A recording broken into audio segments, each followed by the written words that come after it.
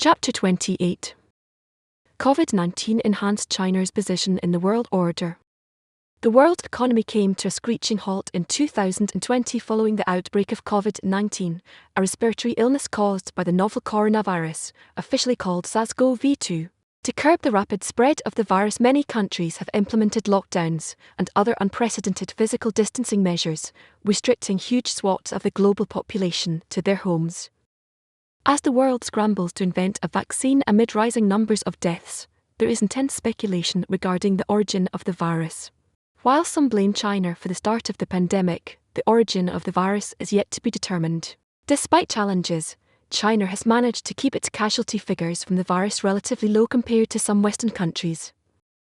In an interview with DW, Kishore Mahbubani, a former Singaporean diplomat and distinguished academic, spoke about the response of China and East Asian nations to the pandemic and how it compared to that of Western nations. The COVID-19 pandemic appears to have changed the world order drastically. How has the health emergency shaped China's position in global affairs? Before the pandemic broke out, China was slowly heading toward becoming the world's #1 economic power. China initially stumbled into tackling the health crisis and made some crucial mistakes. The muzzling of the whistleblower Lai Wenliang was an unfortunate event. But once China recovered, it took care of COVID-19. The world was amazed at how effectively China put a stop to a very dangerous virus. All of this enhanced China's position in the global world order. How did China manage to keep a low death rate from the coronavirus? China's low death rate is in line with other East Asian countries, Singapore, Japan, South Korea, and territories like Taiwan and Hong Kong. China controlled the pandemic by locking down the country quickly and decisively. That was the secret in keeping the death rate so low. China has very strong institutions of administration which have strengthened over the years. In comparison, the US has weakened its public service agencies, defunded, demoralized, and delegitimized them. That's another reason China has done better in the management of the crisis. The US has accused the World Health Organization (WHO) of being China-centric in its policy. How will the WHO role shape up in light of growing political discontentment in the US? I was Singapore's ambassador to the US for over 10 years. During my time there, I keenly observed how countries tried to cut funding for the UN. In the case of the WHO, even though it's such a critical organization for the world, the West, which includes both the US and the EU, have weakened the WHO by reducing mandatory contributions. The WHO can't make long-term plans or recruit long-term health inspectors from voluntary contributions. Now that China is emerging as a great power, it will be good for China to bring back mandatory funding for the WHO to its previous levels. If China does that, it will find a lot of support for its campaign. China has made a good start by pledging an additional $30 million ($27.5 million) as a voluntary contribution to the WHO. But I think Beijing can do more to strengthen the long-term capabilities of the WHO. There are several conspiracy theories on the origin of the novel coronavirus. Why do you think there's more focus on this than on handling the outbreak, particularly in Western societies? When COVID-19 broke out, China and the US could have left their differences aside and fought a common enemy together, which was a rational and sensible thing to do. Sadly, the pandemic has enhanced the geopolitical contest between the US and China. This geopolitical contest was enhanced by US President Donald Trump's trade war against China. The US and some Western countries are using COVID-19 as a means to embarrass China. They are making some allegations that this virus was secretly manufactured in a Chinese laboratory. However, in the West, the good thing is that you have both sets of voices condemning China and voices praising China. Respectable, credible Western journals like The Lancet and Nature have studied these allegations and come to the conclusion that the information provided by China is correct, and that the virus arose from natural causes. As soon as China decoded the genome of the virus, it was shared with the world. Will the coronavirus pandemic make the West more wary of China and Chinese businesses? The American wariness of China isn't just due to COVID-19. It's a result of the geopolitical contest between the US and China. The only issue on which President Trump gets bipartisan support is when he beats up China. This type of anti-China sentiment is due to a long-term structural geopolitical contest between the US and China, not because of COVID-19.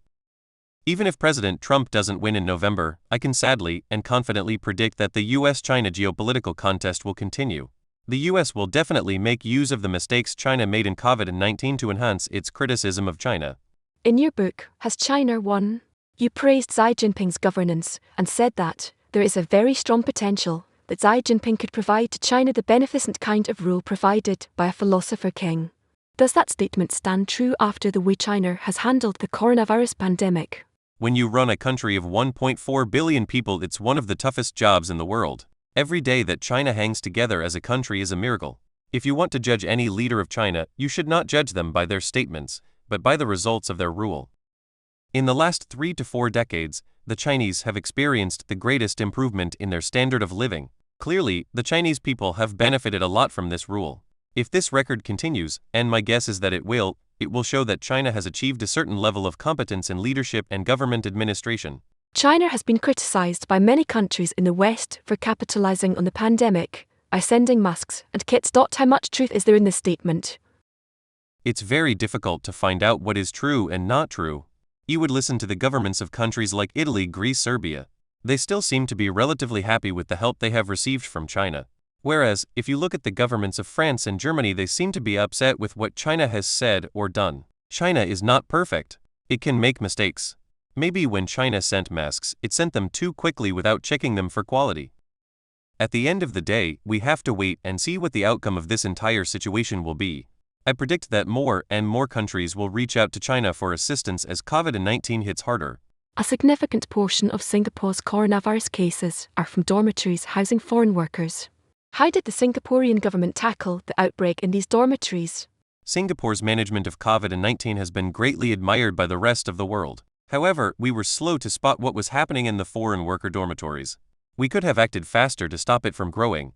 Once Singapore recognized the problem, I think Singapore did a very effective job in managing it. Singapore was remarkably generous in trying to help the foreign workers.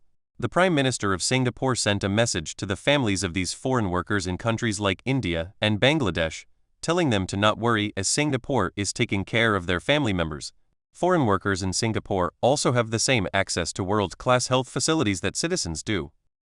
If you look at the overall number of deaths in Singapore from the virus, it's just 14. It's a remarkable track record, as compared to countries like the US, where the death toll is over 55,000. How did Asian countries like Singapore, China, and South Korea handle misinformation related to COVID-19, as compared to countries like the US? East Asian countries learn the validity of good science from the West. Even today, East Asia relies on the West for major breakthroughs in areas like medicine. All of us in East Asia are genuinely puzzled that the Trump administration has walked away from science and prescriptions during this pandemic. This is not completely true of the West, as New Zealand and Germany are paying attention to science as carefully as East Asia.